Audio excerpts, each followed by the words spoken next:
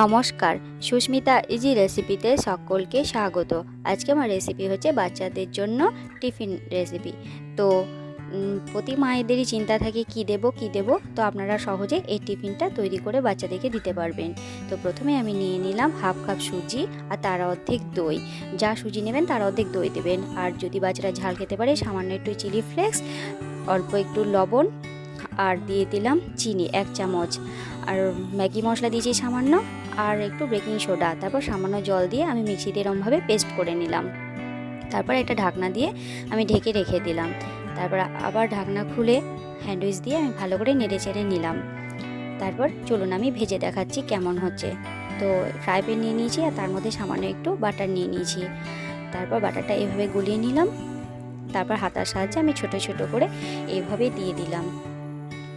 আপনারা যেমন আকারে করতে পারেন, বড়ও করতে পারেন, আবার এরকম ছোটো ছোটো করতে পারেন। তো বাচ্চাদের তো তাই এরকমভাবে ছোটো ছোটো করে দিলে কিন্তু বেশি ভালো হয়।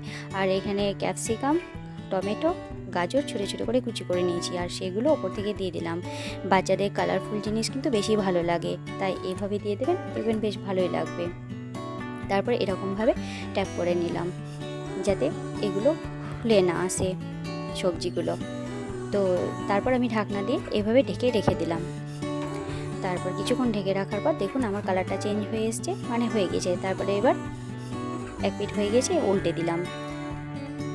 তারপর আবারও একটু বাটার দিয়ে দেবো এর মধ্যে। আপনারা সাদা তেল দিয়েও করতে পারেন। তো লো ফ্লেমেই করবেন। দেখুন খুব সহজেই কিন্তু এই রেসিপিটা হয়ে যায়। তো অনেকেই সকালবেলায় উঠে বাচ্চাদের টিফিনের একটা ঝামেলা থেকেই থাকে, তো এইভাবে করে দিলে কিন্তু খুব সহজে হয়ে যাবে, আবার বাচ্চাদের খেতেও ভালো লাগবে। তারপর উল্টো পিঠে আমি এভাবে টমেটো কেচাপ লাগিয়ে দিলাম। আপনারা আগেই বললাম বাচ্চারা যদি ঝাল খেতে পছন্দ করে তবেই সামান্য একটু চিলি ফ্লেক্স দেবেন, আর যদি বাচ্চারা খেতে না পারে তাহলে কিন্তু চিলি ফ্লেক্সটা দেবেন না। দেখুন আমার হয়ে গিয়েছে, এবার আমি প্লেটে তুলে নিচ্ছি। আবারও একটা আপনাদেরকে বড় করে দেখাচ্ছি। তো আবারও সামান্য একটু বাটার লাগিয়ে দিলাম। তারপর হাতার সাহায্যে এইভাবে ব্যাটারটা দিয়ে দিলাম। এখানে 2 হাতা দিয়েছি যাতে একটু বড় হয়। তারপর আবারও সেই যে সবজিগুলো কুচো করে রেখেছিলাম সেগুলো দিয়ে দিলাম। তারপর আবারও ঢাকনা দিয়ে ঢেকে রেখে দেবো কিছুক্ষণ মতন। লো ফ্লেমে করবেন, তাহলে আস্তে আস্তে হবে, জিনিসটা বেশ ভালোই হবে, খেতেও বেশ ভালো লাগবে। তারপর কিছুক্ষণ ঢাকনা রেখে দিয়ে দেখুন কালারটা চেঞ্জ হয়ে গেছে, তার মানে হয়ে এসছে।